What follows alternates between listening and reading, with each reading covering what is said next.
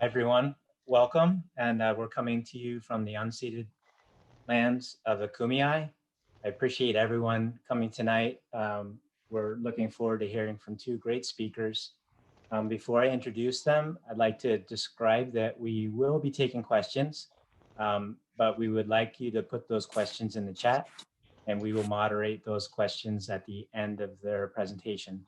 So please feel free as you think of anything that is a important question. Please don't phrase them as a statement, but try to ask questions of our speakers and be respectful of the fact that they're coming to you as volunteers tonight. We don't pay them, but we really appreciate when you ask them important questions about the work they're doing and things that they might know to help us all become more informed.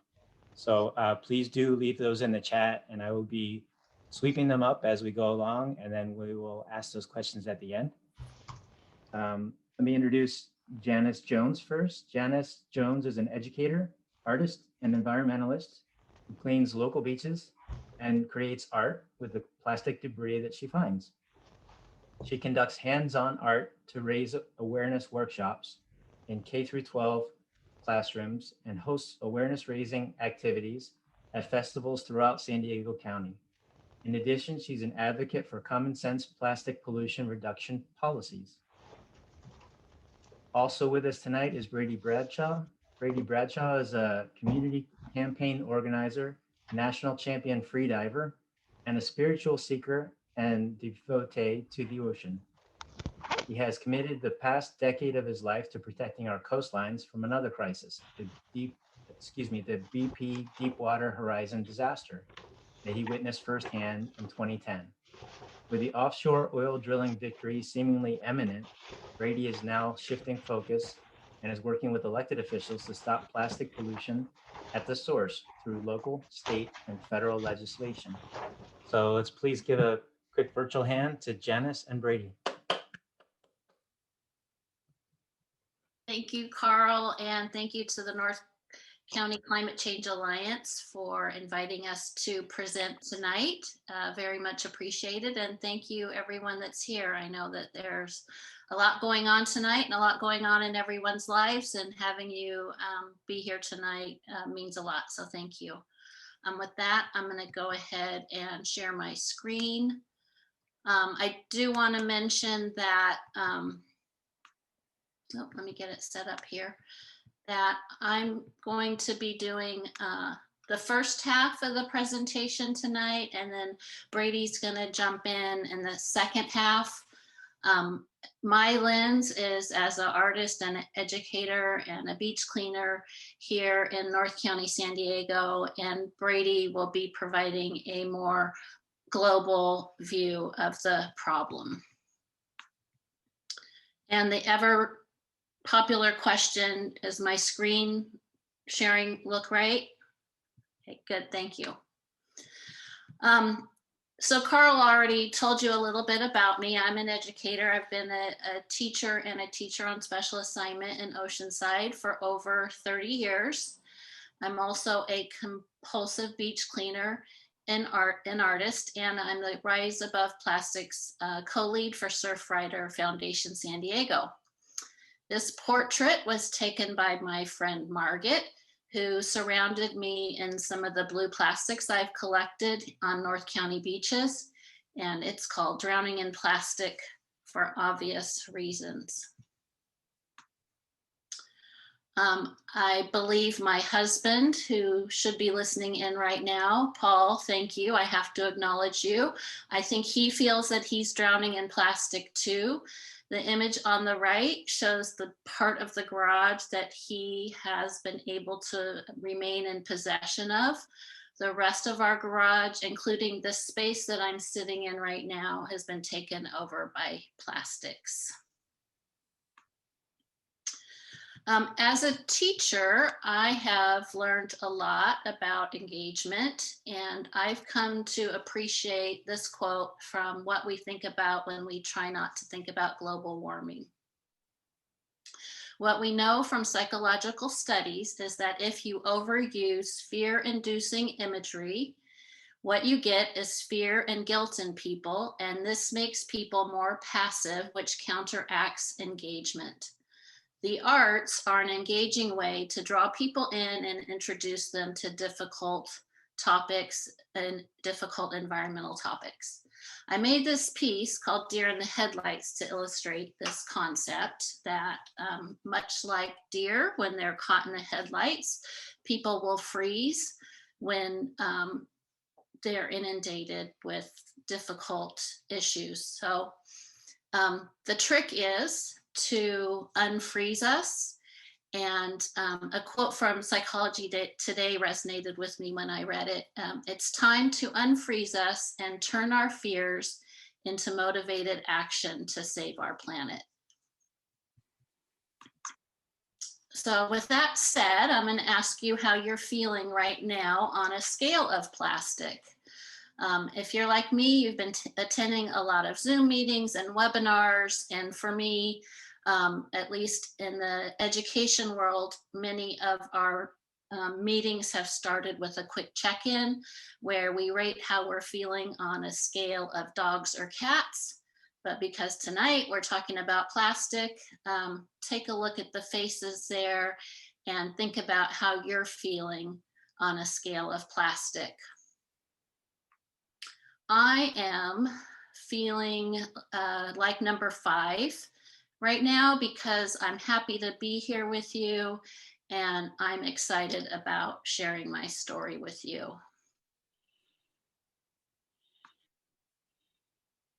So speaking of feelings, this sad-faced ball is one of the first photos that I ever took of something unnatural that I found at the beach. And so it kind of represents my journey.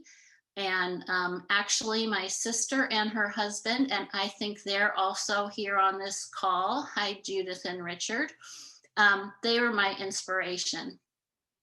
They're artists who have been working with beach plastic for over 20 years, well over 20 years. And when they first told me about the problem of plastic pollution, I wasn't seeing it here in North County. And it wasn't that I was skeptical about what they were seeing, but it just didn't seem to be a problem here. But over time, I started noticing more and more debris during my beach walks. And about 8 years ago, when I took this photo, actually, was when I really began to see the problem growing.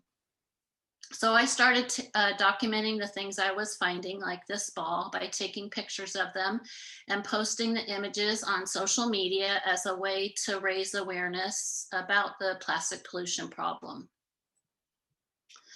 So my posts over time evolved into awareness raising pieces in which I share an image along with some interesting facts. This image was used in some of the marketing for the event tonight. Plastic water bottles have become mainstays of what I share because I always pick up plastic water bottles when I walk on the beach. Shockingly, people around the world buy 20,000 bottles of water every second, which equals 1 million per minute. And Americans use about 50 billion plastic water bottles annually. Only about 23% of those are ever recycled, so the majority end up going to the landfill or in the natural environment. Manufacturing one plastic bottle takes 6 times more water than what is in the bottle, and it takes millions and millions of barrels of oil to manufacture the bottles used in the US and globally. So not only are the bottles a problem, the bottle caps are also a significant source of marine debris. My personal record is over 80 caps in one beach walk. In California, it's estimated that 5 billion caps end up polluting the environment annually, but the beverage industry won't do anything to help stop that problem. In fact, there was an assembly bill proposed which would have mandated cap tethering. In other words, connecting the cap to the bottle so they'd be less likely to be littered. But the industry argued that the technology didn't exist to do that. However, Crystal Geyser at the time was already manufacturing water bottles with tethered caps, as evidenced in the photo of it right there that I found on the beach. So the bill didn't gain enough support and it failed. Feeling like my screen is a little bit off there. I'm going to scooch it over. So straws are also ubiquitous on my beach cleans. And by now, almost everyone has seen the image of the turtle with the straw up its nose, which started a straws movement that really took hold. However, even though there is legislation in the state now for straws, just recently on February 5th, I picked up 45 straws on a beach in Carlsbad during my one walk. And my record with straws is 125 in one walk. So 7.5 million straws were found on US beaches over a 5-year period, according to our last straw. And the thing about the straws on request law in California is that it only applies to full service sit down restaurants. And I think that the straws I'm finding don't come from full service restaurants. They come from fast food places and they come from takeout orders. I always pick up cups when I'm walking. This particular day I found more than usual, but internationally 500 billion cups are used every year and less than 1% are recycled. And most of those cups are from takeout orders. Takeout orders as a whole, not just cups, are responsible for around 269,000 tons of plastic waste that has entered the ocean. Expanded polystyrene foam is a nightmare. It's my worst nightmare when I'm on the beach. It's often mistakenly referred to as styrofoam, but styrofoam is actually a Dow Chemical trademarked product. So styrene, which is a component of polystyrene, is used in making single-use plastics. And way back in 1986, a study by the EPA found styrene in 100% of human tissue and breast milk. In 2018, the World Health Organization changed its classification from a possible carcinogen to a probable carcinogen.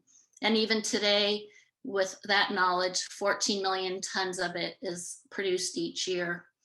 And as I said, it's my worst nightmare on the beach. There are little bits of it everywhere, especially after a storm. It can look like it's snowed on the beach and I just have to walk past it. There's no way humanly possible to clean that up.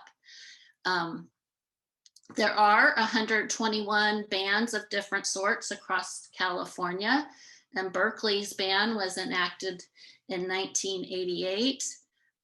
We currently, along the 78 corridor here in North County, don't have any polystyrene bans, but that's one thing that Brady and I are fighting for here in North County.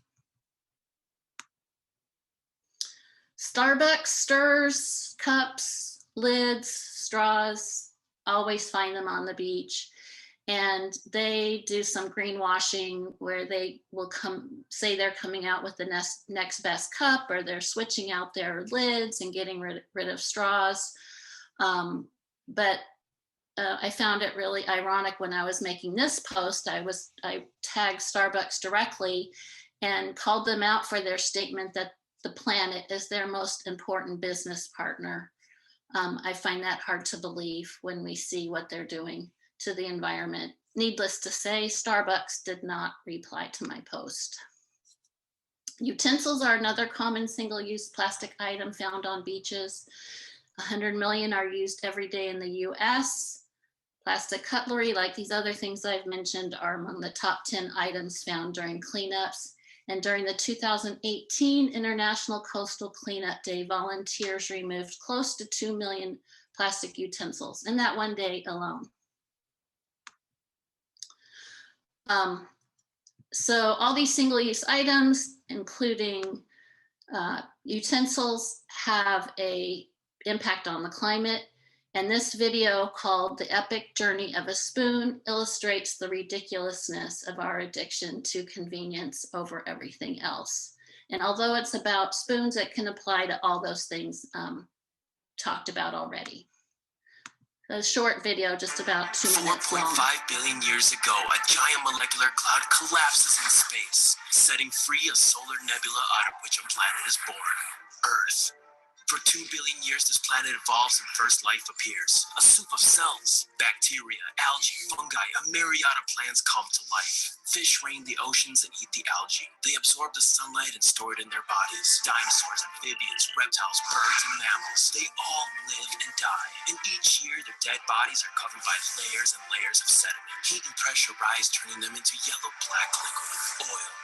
Humans arrive, and with them, geologists. They study for years to find the oil and build rigs in remote places. Giant pumps extract the liquid, and it's shipped across the oceans. A refinery now cracks it open, and once again it travels. A factory then binds the compounds and turns them into plastic pellets. Stored in big containers around the world they go.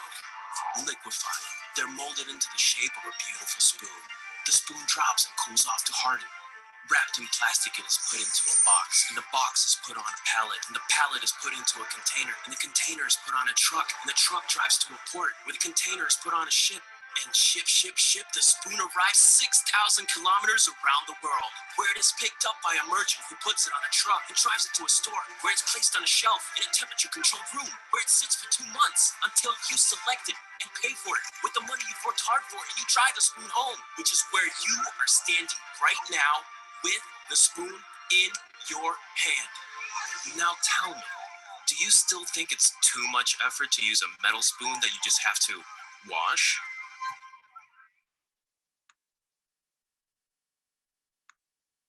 So I don't think anyone can use a plastic utensil again without thinking about that video and what it took for that spoon to get into our hands. So a lot of food for thought there. And when you see the extraction, the transportation, all the processes that happened before that spoon arrived in your hand, it makes you think about the climate impact that goes along with that plastic spoon. So as illustrated in the video, single-use plastics have climate impacts, and just as the video put it into the context of time, when I posted this dinosaur, I used it to put it into the context of time, to put plastic into a kind of timeline, starting with Earth being 4.5 billion years old, and then jumping ahead. Bakelite was invented in 1907. In 1950, the world produced 2 million tons of plastic. By 2015, the number was 8.3 billion tons, and at the current rate, it will reach 34 billion tons by 2050. So in the blink of an eye, in geologic terms, our dependence on disposable plastics has created a problem that's going to last for eons. And a few of my most interesting finds speak to the longevity of plastics. This vintage Coppertone bottle is from the 60s, and the Clairol bottle is from 1972. I found those in the Strand Line on the beach in Carlsbad. They're decades old and haven't broken down much at all, as you can see. Another way to look at it over time is to consider sharks. And I have found many plastic sharks on the beach over time. Sharks have been around for 400 million years, and they have survived several mass extinction events. But today they're facing many threats that they might not survive. And one of those is plastics.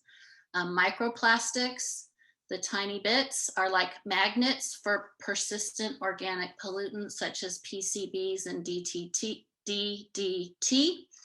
And when ingested, those chemicals can be absorbed into the tissue of animals, and the toxins become more and more concentrated as they move up the food chain in a process called biomagnification.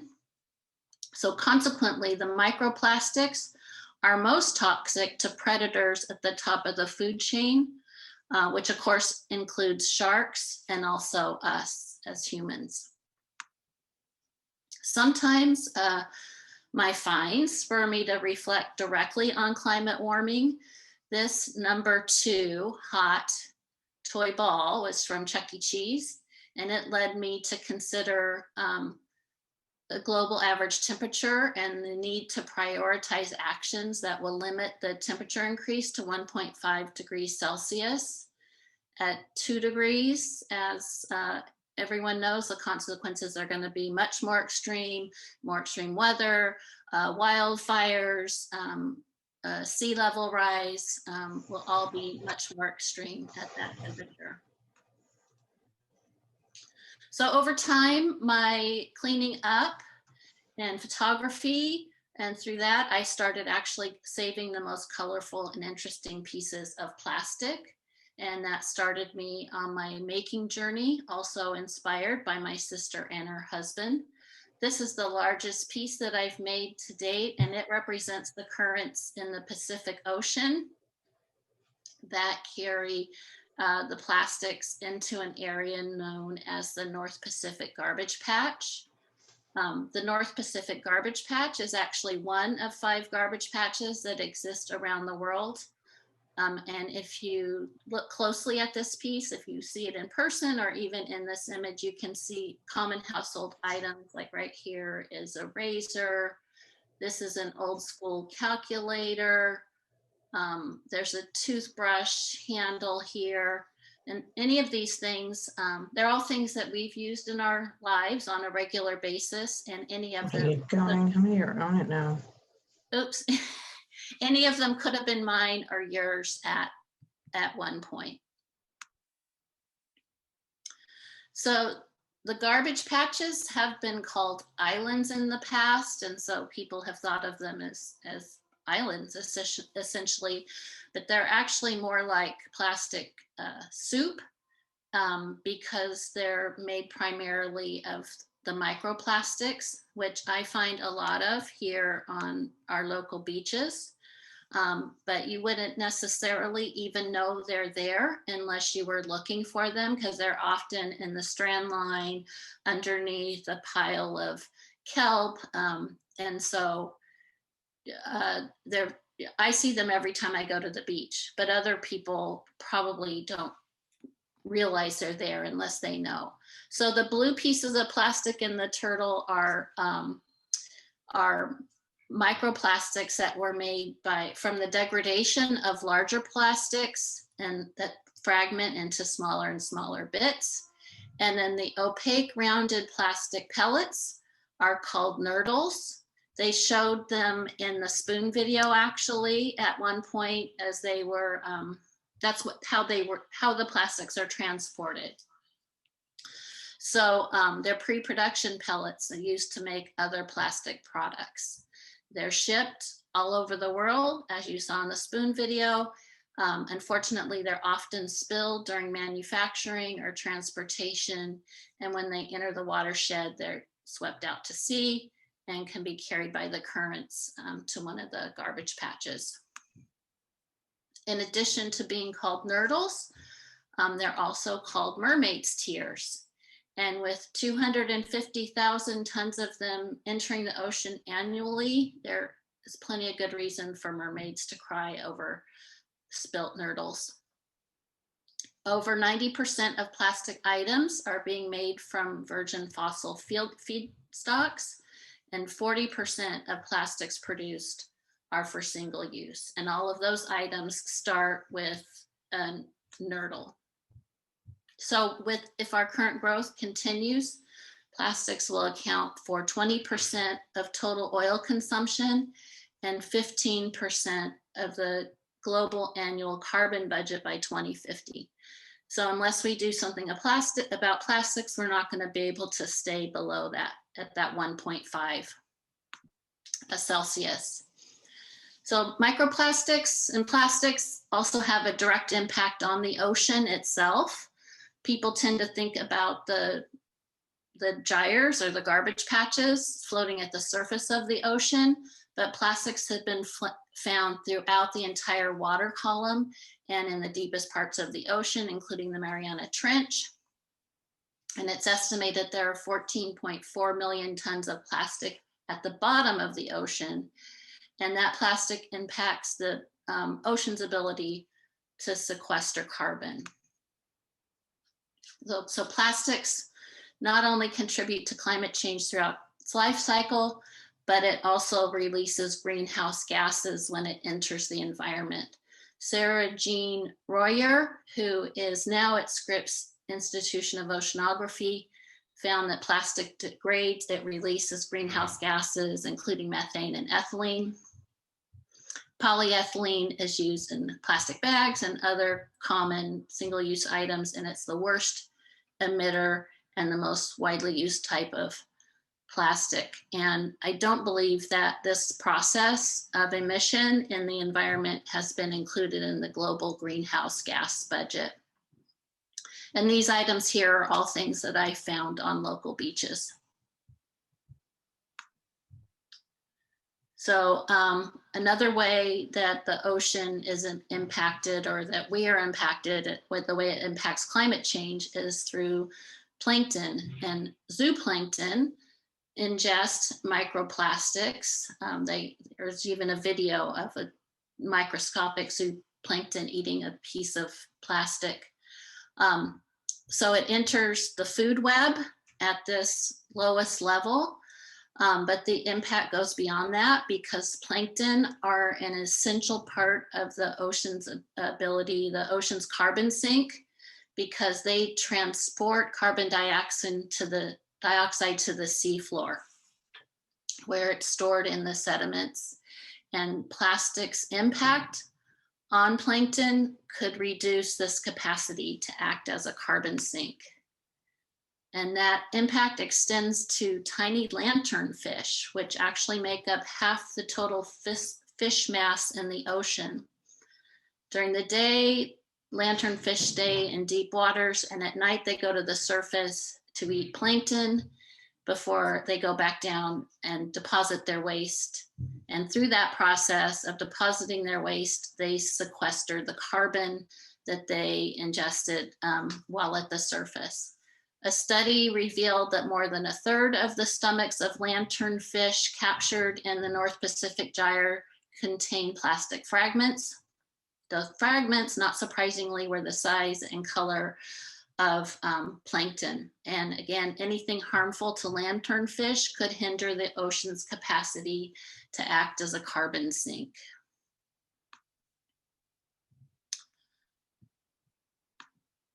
So I'm going to switch gears and talk a little bit about a more recent phenomenon, or a very recent phenomenon, and how this all relates to environmental justice.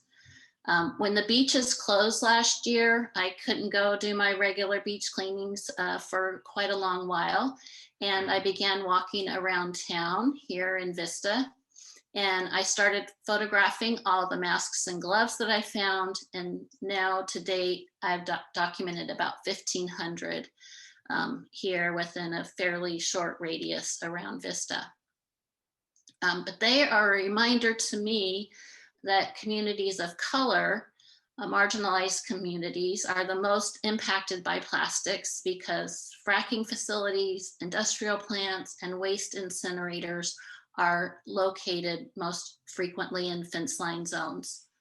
And for example, Formosa Plastics Group wants to construct a $9.4 billion facility in St. James Parish in Tennessee. The community's fighting back, but if built, it will be one of the largest petrochemical complexes in the US, at about 80 football fields in size.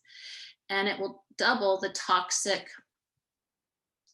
pollutants emitted in the area, and an area in which there's already significant harmful impact. The area has been referred to as Cancer Alley, but more recently it's been dubbed Coronavirus Alley and even Death Alley, because the majority Black residents have suffered from a COVID-19 death rate 5 times higher than the national average. So we can have a direct positive impact on the area and areas like this by fighting big plastic alongside the residents who are putting up a really big fight.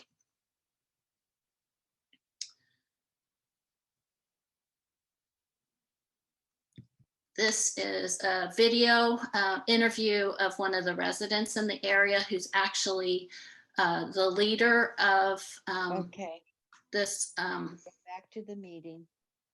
Oh,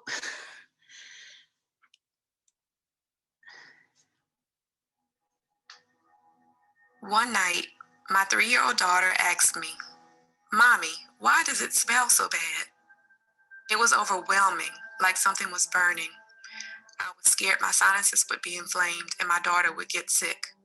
I prayed and went to sleep, but sleep didn't come easy. I feared we might not wake up in the morning. 5 generations of my family have lived in the St. James Welcome community. It used to be so vibrant. During the 1960s, my grandfather helped integrate the parish public schools. Going through the struggles of segregation and fighting for voting rights, he welcomed the development of a fertilizer plant in the 5th District. He believed it would create job opportunities for young Blacks, a good salary, employer-paid health insurance, and pension plans. My great-grandparents, Velma and Clara Reed Calvey, had passed down 40 acres of land. My parents built our home on the family land in the 1980s and took pride in it. My siblings and I spent hours playing outside and exploring the field. I wanted that for my daughter. Instead, we've had to worry about what's being pumped into the river, soil, and air. When I was in college, my whole family got really bad skin rashes. Doctors could not figure out how to get rid of them. We ended up having to put bleach on our skin to kill the rash. It was very painful, but it was the only thing that worked. Then, in 2016, my mom was diagnosed with autoimmune hepatitis. I suffer from debilitating sinus infections and often have to miss work. For years, we didn't know why we were getting sick. Now we do. If my grandfather were still living, he would stand up and fight with us against the pollution. Shouldn't everyone want a world where all the kids grow up with their basic human rights, like clean air and water?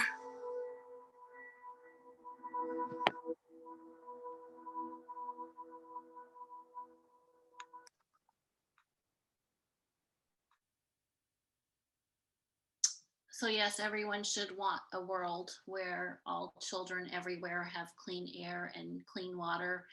And we have a part to play in that. And actually there's a information that we'll share at the end that you can send a letter to the U.S. Army Corps of Engineers to voice your support for putting a stop to the building of that plant in that area where people are already so impacted. So for me, as an educator, the fight for environmental justice, for social justice, begins with education and empowering our students to become change makers.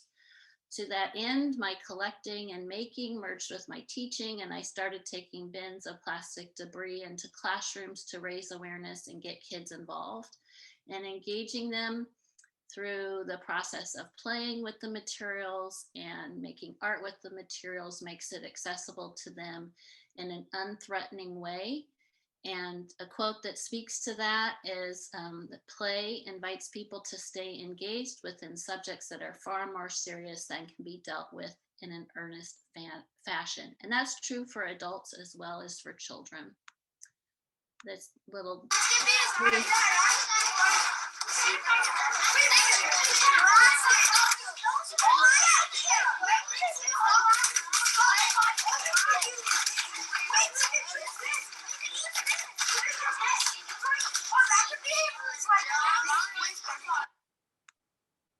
So you can see how excited they get to look at the materials, and they start having conversations about what they're finding and noticing that it could be something that they have used or played with at home. And then this video, you can hear a child talking about they've made. This is our two people. This I made this one. That is one. I caught the ball. He has it back. This is Anthony R's. This is his storm drain that no one cared that, so they just left it in the storm drain. This is also my shark eating a piece of plastic. What happens to the plastic that gets in the storm drain? It ends up in the ocean, and like a meat eater or a non-meat eater will eat it. Like for example, like a turtle, like they like jellyfish, and when they see it bad, they will eat it. When people don't care if they throw the trash away. So that from the mouths of second graders. As long as I've been a teacher, kids never cease to amaze and inspire me. That work with the plastics and the making grew into a much bigger project with students. And a colleague and I did a argument writing piece, and the kids end up making public service announcements about marine debris. And I was so excited about the work that they were doing that I reached out to then council member Lowry, who invited the students to do a presentation during a city council meeting in Oceanside. And then that grew into students working with me on a single-use campaign in Oceanside. At the time, we were focused on straws. That was before the state law was passed. And now, at this point, we're actually moving forward in Oceanside with the marine debris reduction ordinance. And we're also working with Karina Contreras, who I think is on this call, to do the same in Vista. So some exciting things are happening in North County. And there on March 3rd, Oceanside City Council meeting will be talking about the ordinance, and on March 9th, the discussion will come before the Vista City Council. So if any of you are North County locals and want to join us at those meetings, we'd love to have more speakers and supporters. So these are little Barbie shoes and other tiny toy shoes that I found on the beach. And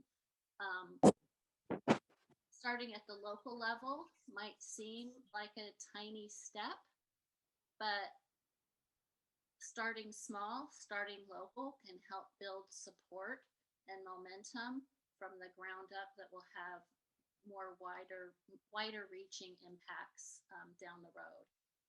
There are many, many opportunities for people to get involved locally. Like I said, you can come and speak up at a city council meeting. We can all get involved in organizations such as the North County Climate Change Alliance. We can shop more sustainably. We can all participate in beach and neighborhood cleanups, and all those things will have an impact. The bottom line is that our steps as individuals has to be matched by government leaders who must have the courage to enact laws on the local, state, and national level. And we need to hold the manufacturers and corporations, including the fossil fuel industry, to account. So with that, I'm going to leave you with this thought. For centuries, hands have been used as symbols of strength and protection. This piece that I titled "In Our Hands" symbolizes the power we hold to fight for solutions to global warming, plastic pollution, and they also represent the collective strength that we have to fight for environmental and social justice. As Nelson Mandela said, it's in your hands. It's actually in our hands. It's in my hands to create a better world for all who live in it. And with that, I am going to hand it over to Brady. And then, as Carl said, we'll take questions at the end, and we have a resource page that we'll also share with you at the end. I'm going to put myself on mute and let Brady take over the screen share. Thanks, Janice. Okay, so I will now share my screen. How's it looking? Go. Okay, so I actually saw a comment that just encapsulated, I think it was diligent, persistent, and something from someone in the chat. And I just wanted to say, yes, that describes Janice very well. She's my leader, and we've been working together, and it's been amazing working with you, Janice. And that was an amazing presentation. I can't believe I'm going after you. So yeah, I'm the campaign organizer for Oceana. I've been in this role for 4 years, and we are an organization that is focused on ocean conservation specifically. A little bit more on a personal note, yes, I am a free diver. That means I dive deep in the ocean on one breath, and it's a spiritual practice for me. And I like to think of the ocean as sort of the subconscious mind of the earth. So it's something that we need to take care of, but a lot of it is something that we don't get to see very often, and we're uncovering more and more of it all the time. Oceana also works on several other campaigns. A lot of you might know me from our offshore drilling campaign. We also work on stopping the sale of shark fins in the United States. Many don't even know that we still sell shark fins in the United States, but that's one of our campaigns as well. And of course, our plastic pollution campaign. So what is the problem? And Janice, you did a great job explaining this. I won't go too deep into it, but basically, plastic is going up everywhere on the planet. We have an old figure that states that there's a garbage truck per minute going into the ocean, 17.6 billion pounds of plastic entering the ocean from land-based sources every year.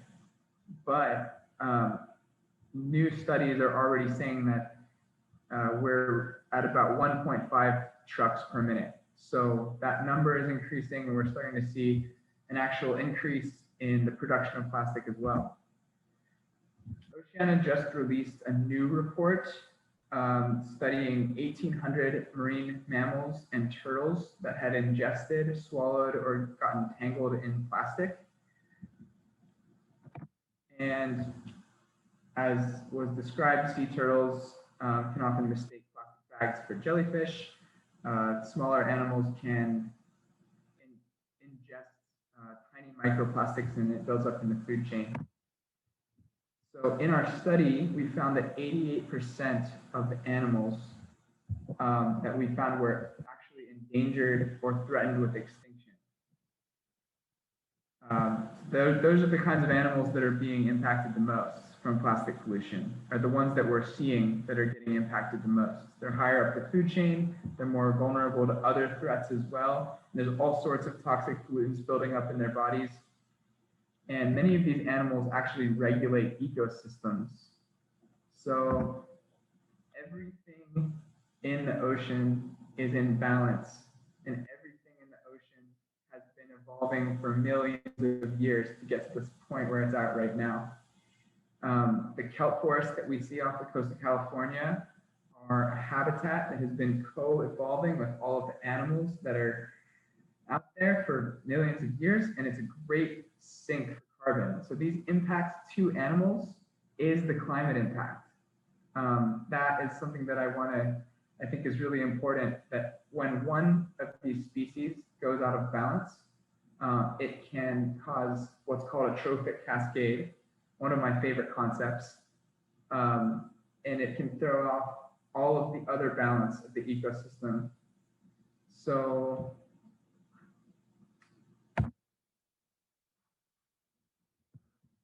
for all of you who, because I know there's so many people here who don't care about the, I'm just kidding, who don't care about the climate or about the ocean. One of the things that's really disturbing is that every human, and I saw this in the chat too, someone already knows this figure, that every human is now ingesting 5 grams of plastic per week. So that's some thin credit cards are 5 grams. So that's each week. Globally, companies are producing 400 million tons of plastic every year. And so I want to break this down into what's the responsibility of the United States, because oftentimes I hear sort of an infuriating argument. I hear people saying that Asia is responsible for a lot of the pollution. And that's just kind of misrepresenting the figures. The United States ranks number 3 in terms of inputs into the ocean, and we're actually number 1 in producing plastic. So how can this be? Let's dive a little bit deeper into it. There's been a massive increase from the availability of fracking. So the availability of natural gas has driven an increase in plastic production. By 2050, we expect plastic production to quadruple. And that's based off current figures that we have and basically the plans of the plastic industry. 36%, this is the highest amount of plastic produced, 36% is for single-use plastic packaging. This is why Oceana is focused on this sector and particularly right now. That's where our focus lies right now. So this is some interesting data. Every year, the International Coastal Cleanup has gathered data from their beach cleanups, and 2017 was the first year that all top 10 items were plastic. And you'll notice that all of these items are actually single-use throwaway plastic. So on the beaches, the stuff that's showing up is the throwaway single-use packaging. This is where false solutions comes in. So there was some chat going on about recycling. This is the lie that the industry has been feeding us since the 70s. And I'll just say it outright, recycling is not a solution. There are huge efforts by the industry to make it seem like there's better technology coming out and it's getting better and we're going to invest infrastructure. It's just not true. There's out of all of the plastic ever produced, only 9% has been recycled, and right now only 2% is getting effectively recycled. 12% is being what we call downcycled. So that is plastic that was a higher cost plastic, maybe getting downcycled into something of a lower grade. And I'm sorry, it's just started downpouring here. So I just want to check, can I get a thumbs up or something of how my reception's coming through? Good, okay. I know that can interfere with the internet connection sometimes. So yeah, so that's the deal with recycling. And then out of that figure, we have to take into account that most of what we've been calling recycling has actually been the United States shipping our recycled waste to developing countries. So China just took action against this in 2018 and passed what they call the National Sword Policy and banned the imports of plastic waste into China. So we're going to start having plastic piling up in our recycling centers, and we've been having this happen for a couple of years now. There's been a kind of a mad rush from the United States to find other countries that will take our plastic. So we're obviously advocating for a different approach than just continuing to push our problem off on other countries. One of the other sort of extremely irresponsible solutions that is being proposed in response to this is incineration. Looking at this image, obviously I'm like, I want to knock that thing down. I'm sure a lot of us do as well. The thing about incineration is that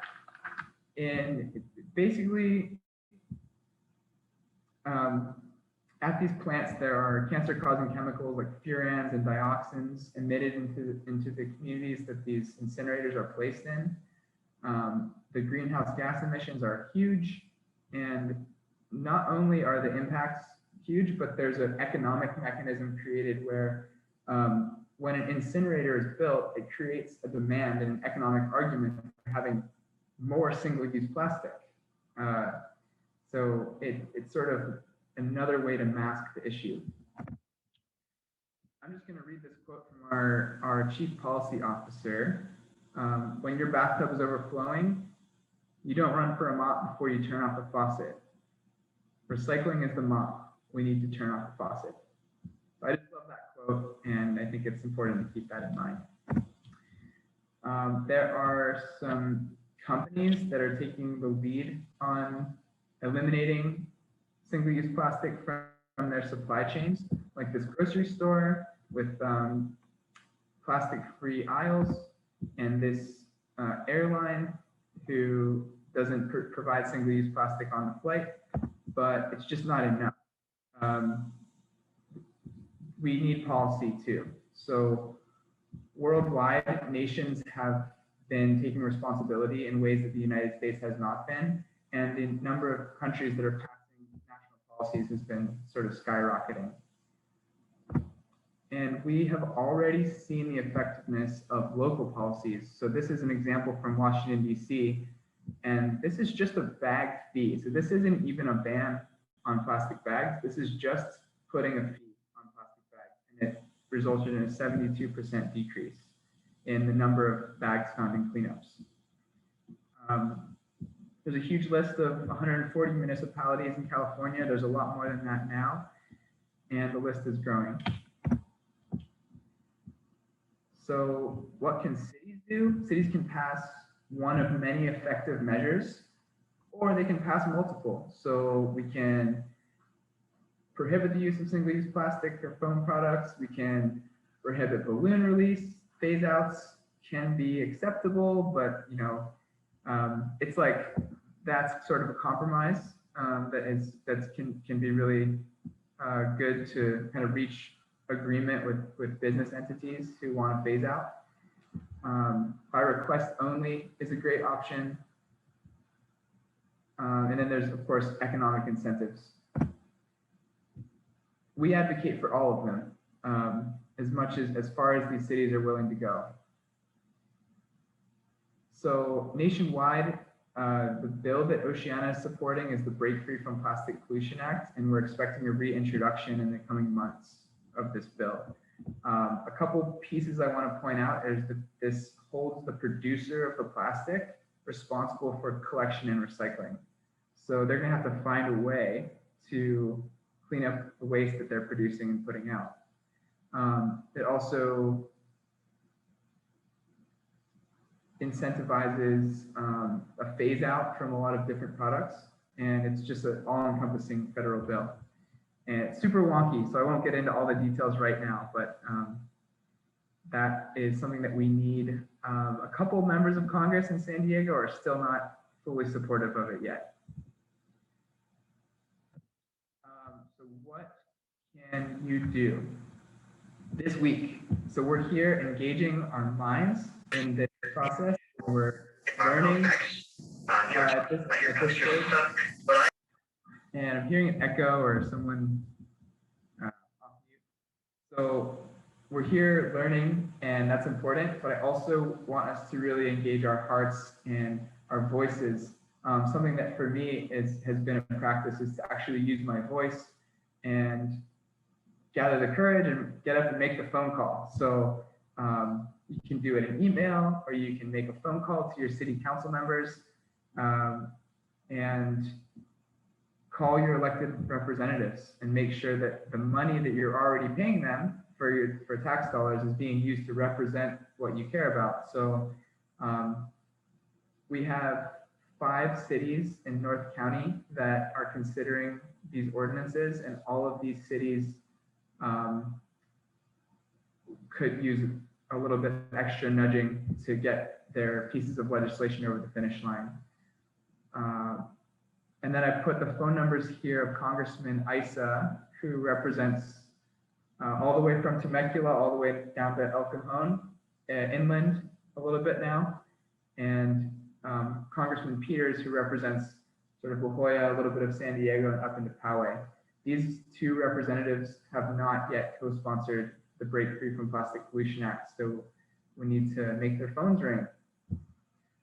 And you can take action on Oceana's website, and of course with the other resources that we will be providing to you with a Google document. And the last thing I want to say about this is just don't let up. Stay on it, because persistence does pay off. I want to just remind folks that we have pretty much come to a place of victory on the offshore drilling campaign, and we never thought that we could have stopped offshore drilling under the Trump administration. So right now, we held off Trump for 4 years and drilling off our coastlines, and that's because people like us here in North County Climate Change Alliance have picked up the phone and called the members of Congress and have bugged them to no end and made sure that they were on the right side of this issue. This is me meeting with the mayor of Lemon Grove. She's teaching me how to take selfies, and I was still doing it wrong, even though she was being a great teacher. And then we tracked down Assemblymember Mainshine. That's the lower picture. He's holding a coffee, and had a chat with him about some state legislation last year. So I know we can't do this right now with COVID, but there's still, it's still possible and useful to call and create a reputation and create a relationship with your elected officials and make sure that they're being responsive. So it just comes down, to taking the action. I really am counting on you guys. We cannot do it alone. And it comes down to what future do you want? So just remind ourselves, I definitely believe at this point, I'm starting to see some hope that we can have a really bright future. And I'm counting on the huge number of people that are here to help us get there. And please be in touch. So the document that will be provided has our contact info, and I'm happy to be in touch anytime with you all about how to take action, how to get us closer to being plastic free. Thank you. Back over to the hosts. Thank you very much, Brady. And Janice, you guys did a wonderful job. And I want to relate a personal story. I was actually at a meal once sitting next to Brady at a friend's house, at Meryl's house actually. And Brady busted out some wooden utensils from his pocket. So this guy is prepared to walk the walk. And that's what we all need to do. We need to learn from each other by example about how you can prepare yourself for that party where you're going to show up, and maybe in this case there were other utensils, but Brady was prepared anyway. He had his wooden utensils in his pocket. So hats off to you for walking the walk. And I liked your message about when we fight, we win. That's a popular union message, and it's true. Like we have to step up and we can win this. So thank you for that. Let's get into some questions here. I want to start with one that was sent in to us by Diane. And thank you, Diane. You've been you've been contributing a lot in the chat, so we appreciate that for you coming tonight. First thing, and I rephrased it a little bit, Diane, I hope you don't mind, but she says that she's extremely concerned about the 1.16 billion square feet of synthetic turf used in grass playing fields. They release methane, ethylene, contain PFAS, and produce microplastics. So her question was, how can we do something to bring this industry under regulatory control?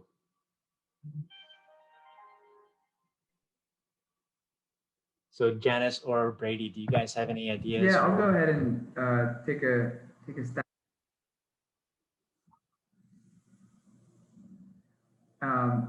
Yeah, is it all good? Cool. So yeah, I mean, this is a huge issue, and we have this whole big pie of plastics impacts. And I think that the way that Oceana approaches our campaigns is through federal legislation that we can build towards. So I think there's been some great work done to start advocating for local policies on turf. And I mean, that's my wheelhouse, and that's what I know how to do best. So I would say, like, if we can get some local momentum going towards policies like that, and then work the way towards federal and state legislation that would either cut back or phase out or ban things like artificial turf, that would be a great approach. Thank you. And I'm getting my internet connection is unstable. Yeah, thanks. And I expect that, Diane, you may already be working with Suzanne Hume's group, Clean Earth for Kids. And we're really appreciative of the work that you guys are doing. So it's worth noting here and bringing up to this larger group that that's a big plastic problem. Why we would consider moving away from natural grass to plastic grass is a little hard to understand, especially for folks who are kind of ecologically minded. But I'm glad that you guys are spotlighting that. I had a question from Darshana Gupta, who asked Ms. Jones, can you come as a guest speaker at our meeting? And she's a climate reality project leader and a chapter chair. So Janice, do you speak regularly, or would you be willing to speak for other groups? I'd be happy to, yes. Okay. Yeah, I'll share our contact information at the end, and please reach out to me. Fantastic. Yeah, I just wanted to ask it out loud here in case other folks were interested in having you speak with them. And Anna Marie asks, is it true that plastic can only be recycled once? And why is that? A lot of plastics can only be recycled once because the quality of the plastic is diminished every time it's recycled. And a lot of plastics are actually downcycled, so they're not made into the same product that they were before. So a plastic water bottle might become a park bench, or it might become AstroTurf on the playing fields. And I noticed someone in the chat, you'll probably get to that question later, but asked about, now I just drew a blank on what the question was I was going to reference. Sorry, drew a blank. It's okay.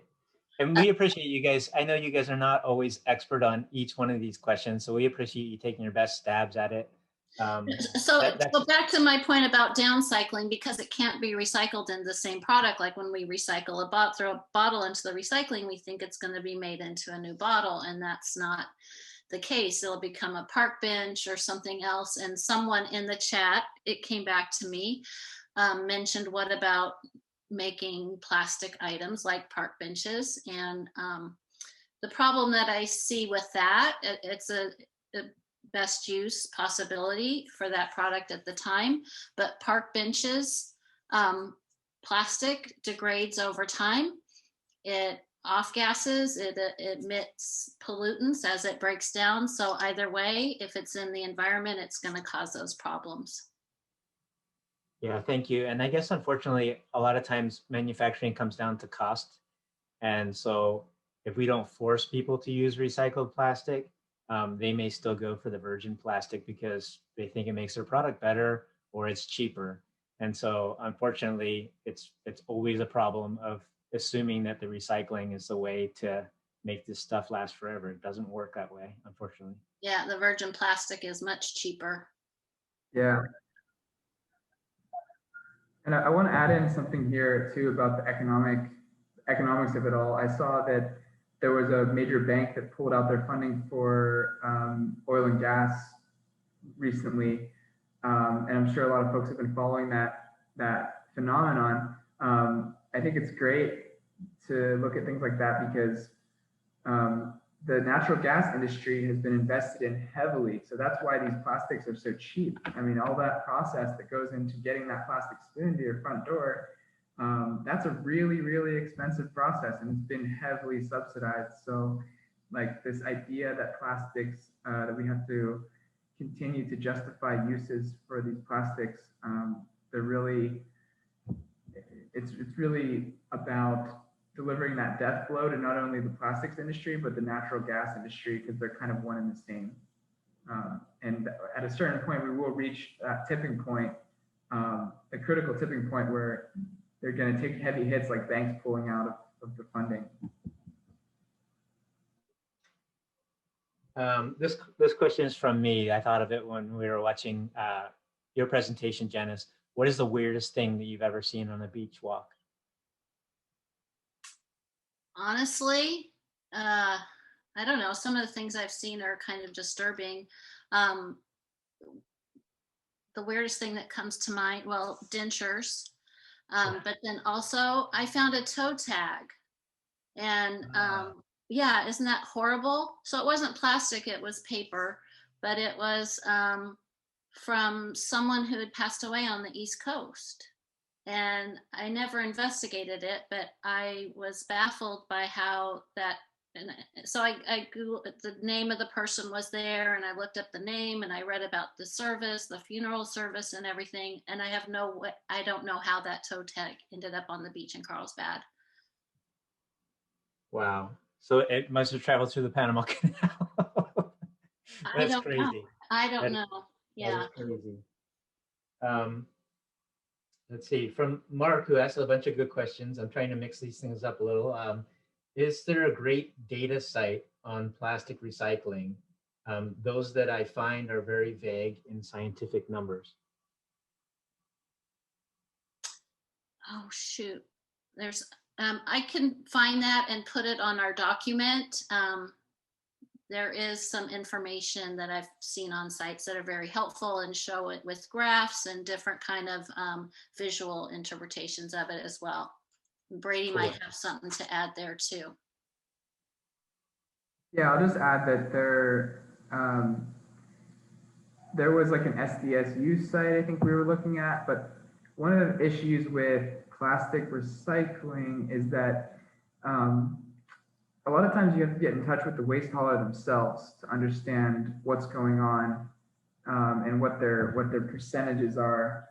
We tried to get in touch with a couple waste haulers in the area, and it was extremely difficult to get data from them how much plastic waste was even being processed at the plant.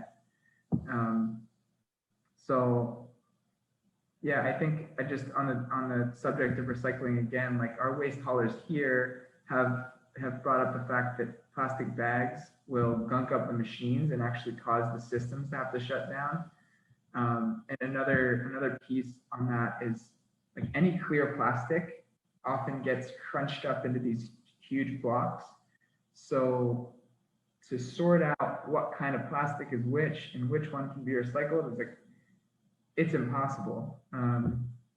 Anyway, I'm driving the point home on recycling as a false solution, but that's my thing. So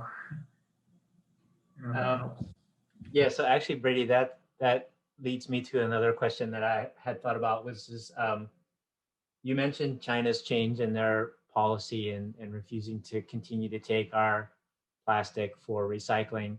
Have you seen how well or poorly the United States is reacting to that? Are we ramping up better recycling or coming up with policies that accept the problem of being too much and that we've got to do something differently, or are we just letting it pile up? Initially, sorry. Well, one thing that happened. Go ahead, Brady. Sorry, Jen. Go ahead. I was just going to say that. Yeah, I'm sorry. There's a delay. I was just going to say that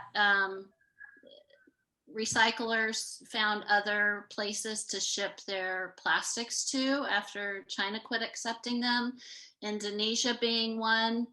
I visited a facility locally and asked after the Chinese policy went into effect how much they were still shipping overseas, and it was 50%. of the plastics that they took in, they were still sending overseas.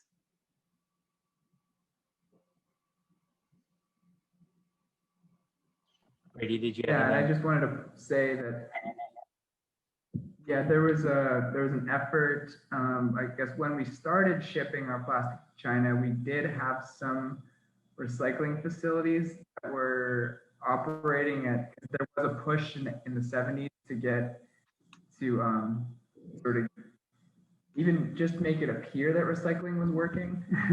But when we started realizing that it wasn't working, we started shipping that waste.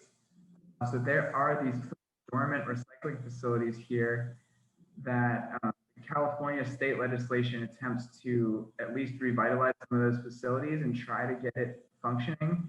But again, that's not the crux of the solutions that we're pushing for. It's a lot about the industry itself taking responsibility for using recycled material, not recyclable, and to properly put the funding into those programs to make sure that it works. Definitely hear you guys that that the problem isn't so much that we're sucking at recycling, it's that we shouldn't be having to recycle all this plastic in the first place. So hearing that message, understood. Carl, I want to add one more thing, and that's that a large percentage of the recycling that ends up in recycling facilities comes in contaminated. And so it like 20%, I think, of what goes into a facility is contaminated, and none of that is recycled. Yeah, and the sorters have a lot of problems that we're not always aware of if we don't go to EDCO and take the tour or listen to the webinars, because there are, small size caps that just get kicked because the sorters can't deal with it. So it's a tricky industry, and we just have to get away from even trying to challenge them to sort through all these small caps that don't sort well and therefore don't recycle well through their process. They're really focused on, I think, the big containers that they're able to do something with. Yeah, all the single-use plastics that we're targeting through pushing for ordinances are not recyclable. The plastic utensils are not recyclable. The caps aren't. The straws aren't. Polystyrene is not in most places. So just more evidence that recycling is not the solution. Yeah, and I'll add also that if you see compostable things that look like plastic in the supermarket, do not try to use those. They are useless. At the very best, they have to get ground up into tiny, tiny little particles and then composted under the best of scenarios where they can prove to somebody that it's, possibly compostable. But that's not how things actually work out. So you can't bury them in your own backyard. I was asked to take some from kind of an eco-centric party once, and they did not compost after 2 years. So they don't work well, and I don't recommend anyone try to kind of guide themselves that way. What about something that looks like plastic, but that was made from something natural? I mean, folks, oil was natural. The problem is that we're making plastics out of things, and we want to really minimize that. And those compostable products, you touched on this, are only compostable in high intensity facilities. And here in San Diego County, we don't have one of those. So we throw them in the recycling with everything else, thinking somehow they're going to miraculously be compostable in recycling. And it actually contaminates the recycling.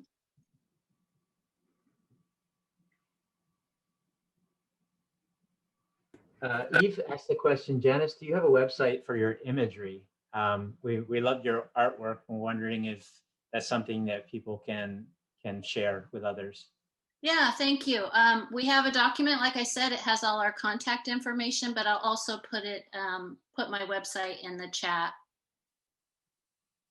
And another question I had for you was, and I think you called it a gyre, the Garbage Patch Swirl installation you had, that art installation. Is that here in San Diego, and can we visit it? It's in Vista in front of the Wave Water Park, which was so perfectly placed on Wave Drive in Vista. Yeah, if you do go see it, it's not as colorful as it was when it was created, because it's been there for 3 years now, and it's faded. And in all honesty, I have to say, as I mentioned, those plastic benches will break down in the environment. That sculpture is breaking down in the environment, and it's putting microplastics into the environment, sadly. But so in my effort to raise awareness, it's also part of the problem. Well, I think it can serve as an example. So that's something as we look at it and witness it, I think it also helps prove the point. So Brady, how is your work with policy going? I know you said you're trying to work with legislators, both federally and locally. How's that going? And is there any way that we can help you do that work? Yes, thanks for asking. So there's 3 levels of policy we're working with.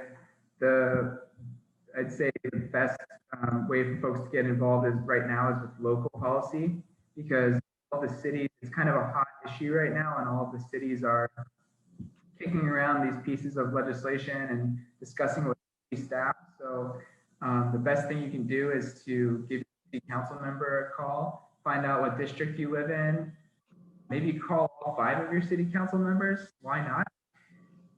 And just make sure to move forward with their single-use plastic reduction policy. And then there's the state and federal level. So in the state of California, last thing I heard, there was about 30 pieces of legislation potentially being sort of shopped around the legislature. And one of those pieces is going to be the front runner, maybe a couple of them that leadership will get behind and support, so that it'll hopefully pass this year. That'll have more to do with extended producer responsibility than it would with, for example, or it may have a all-out ban on something, but it probably has something more to do with extended producer responsibility. And same thing goes for the federal bill. So I think that, again, the main focus is the Break Free from Plastic Pollution Act, and that's a really good framework to design policy and to have, it's sort of like, it may not be the end all of plastic policy, but it's a really good start. And you're an organizer with Oceana. Do you, can folks sign up for a newsletter there, or be on your mailing list so that you give calls to action when it's time to call our state legislators? Yes, you can go to that usa.oceana.org/take-action. And if you sign any one of our petitions, we'll keep you up with all of the ocean conservation related issues and letters that can be signed.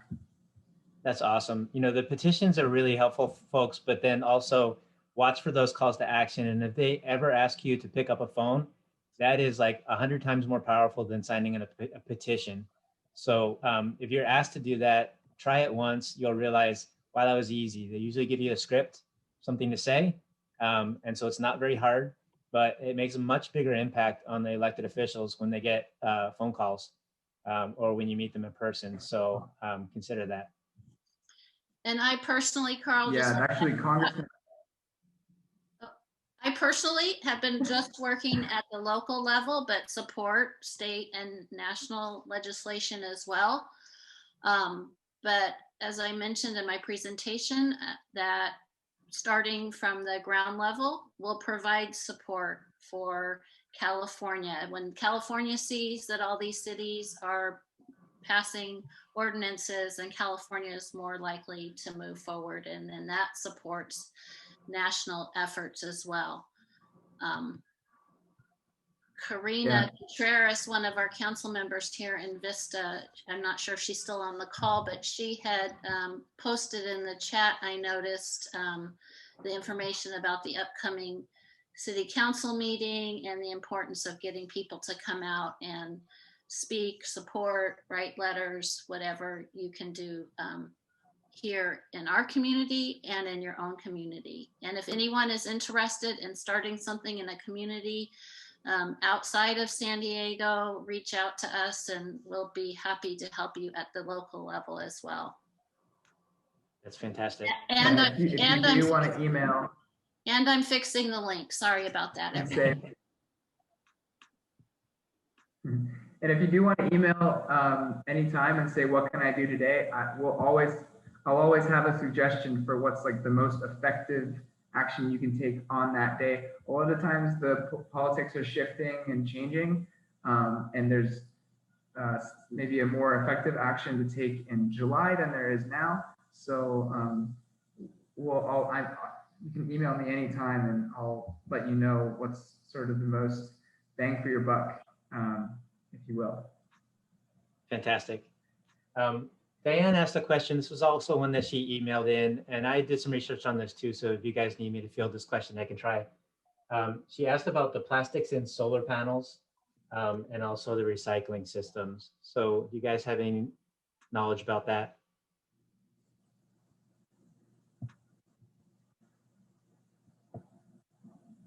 All right, I'm going to take this. I'm going to try to take this one. So Diane, I recognize that you're very concerned about PFAS. I did research that.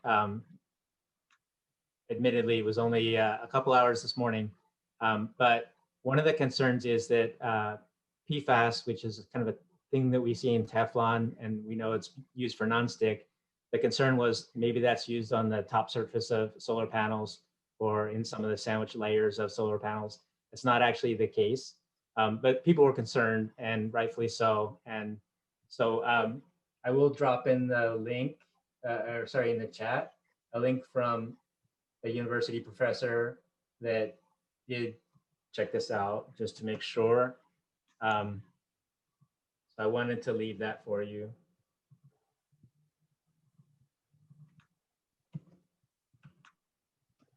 Of course, we know that all of these technologies that we're trying to use as greener technologies, there are harmful chemicals used when we create them. So that's actually the biggest polluting problem in the manufacturing of solar panels, not so much that they break down while they're present in the environment. But they're mostly made of silica and glass and aluminum and silver. Not much plastic at all in solar panels. So, but it's something to be watchful for, I'm sure. We're hitting the 7 o'clock mark, and I really want to thank Janice and Brady for coming tonight and sharing all the wisdom that they have on plastic, on being more proactive about reducing all of our plastic use, and really reminding us why we need to do that, and how recycling used to be the solution. It's really not the solution. You know, that was a false solution that was allowing people to go on, and we've gotten worse with our single-use plastics. So everyone do what you can to stop using that stuff and share that with other folks. And we very much appreciate the two of you coming tonight. We appreciate all of the viewers that came and shared the space with us tonight. And we will send you a follow-up so that you have the information from Janice and from Brady, so you can do work with them here locally. And if you're phoning it in from internationally, we do sometimes have folks coming from other states and other countries. You know, keep in mind that these speakers can speak to your groups virtually. So that could be really a fun way to share this around. Also, we have a recording. So if you like what you saw tonight, we listed it in the chat, but we'll also put it in the follow-up email so you know where you can go for that recording.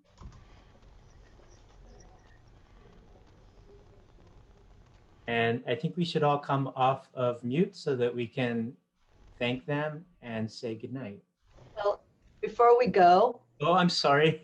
I skipped a step here. We at the North County Climate Change Alliance always like to let our great speakers know how much we appreciate them. And we have come upon a very good thing to do, and that is to plant trees.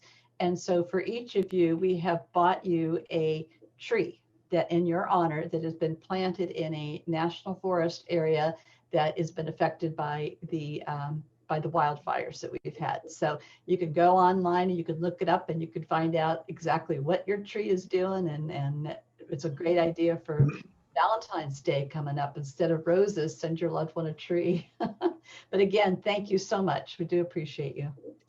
Thank you. That's awesome. So Very now, cool. I got to try recently. Thank you. Okay, everybody. We want to thank you again for coming. We'll see you again this time next month. And thank you very much for all that you do in your fight against climate change. We really appreciate it. bye-bye. Bye, Bye, everyone.